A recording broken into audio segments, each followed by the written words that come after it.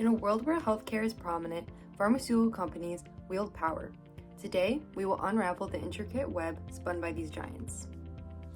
The cost of life-saving medications continue to skyrocket if money-hungry businesses aren't regulated.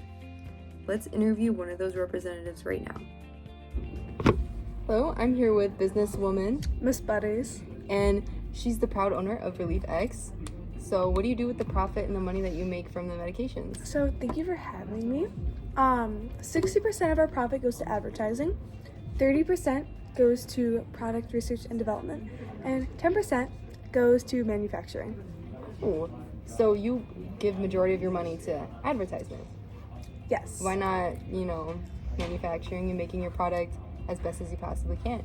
So just like in our business strategy, we find that our product is already the best it can be, and we just want to focus more on selling at this point.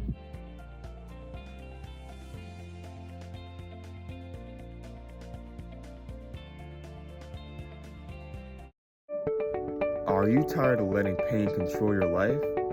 Introducing Relief X, the breakthrough solution you've been waiting for. I couldn't believe Relief X solved my chronic pain. I'm living my best life now.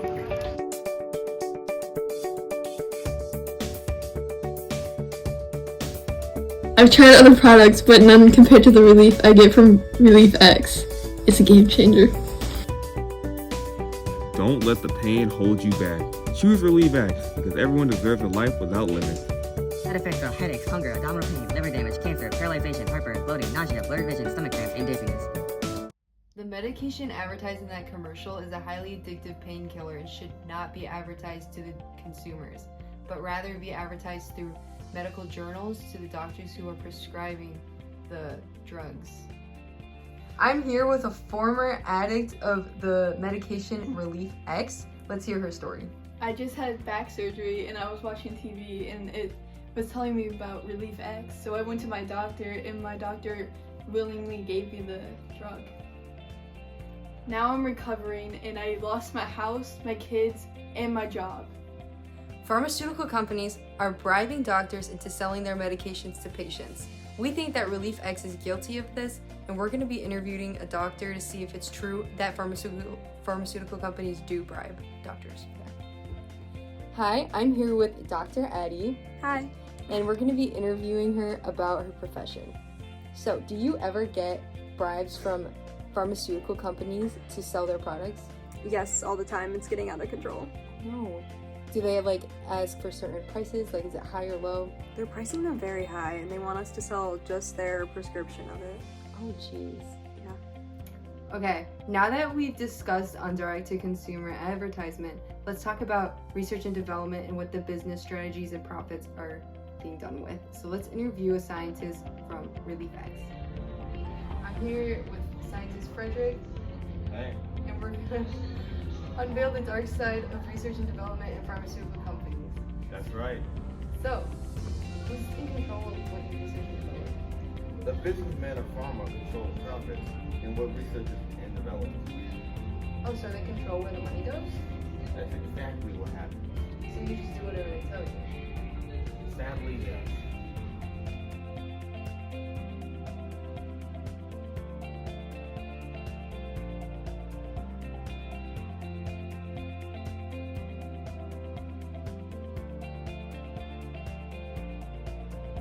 Billionaire investor Mark Cuban launched a low-cost online drug company. The goal is to up the pharmacy industry. I'm sorry for my language, right? Our business model is very, very simple. Our goal first drives everything is to be the low-cost provider for medications to patients.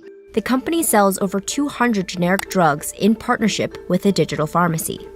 Prescription drug prices remain out of reach for many Americans who pay among the highest prices in the world. So more private market players are stepping in.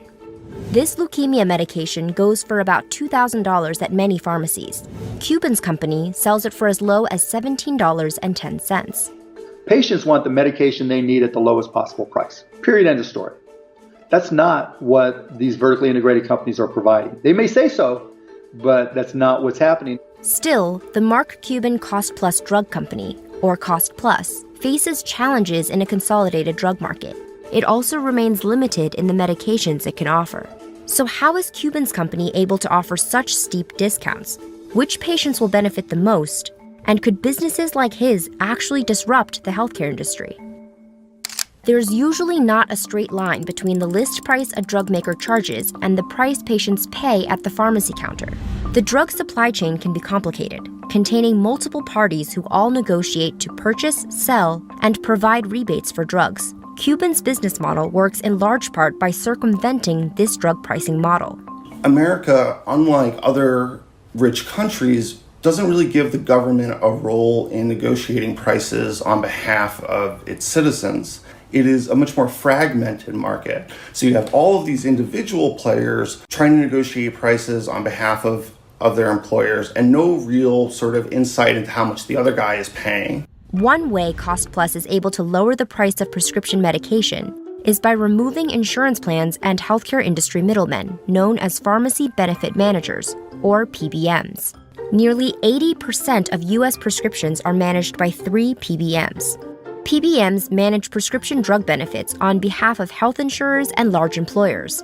They use their purchasing power to negotiate rebates and discounts from drug manufacturers, but they don't always pass along the savings to consumers. And so what they'll do is they'll go to, say, a Pfizer and say, you charge X amount of dollars for this drug, but we would like to get a 15% rebate that you'll pay us back off of the drug as a discount, and which we will then pass along to our clients. One of the criticisms that they've received is that PBMs also tend to keep a percentage of the rebates that they negotiate from manufacturers. The higher the drug prices go, the larger the rebates that they'll receive and that they'll negotiate, and hence the more money that they'll get to keep at the end of the day. The Pharmaceutical Care Management Association represents pharmacy benefit managers.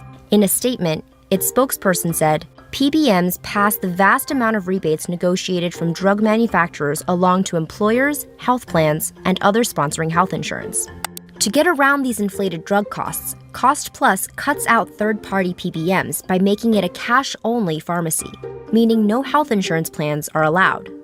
But for some drugs, like the leukemia pill we showed you earlier, it can be cheaper to pay out of pocket at Cuban's pharmacy than going through an insurance plan.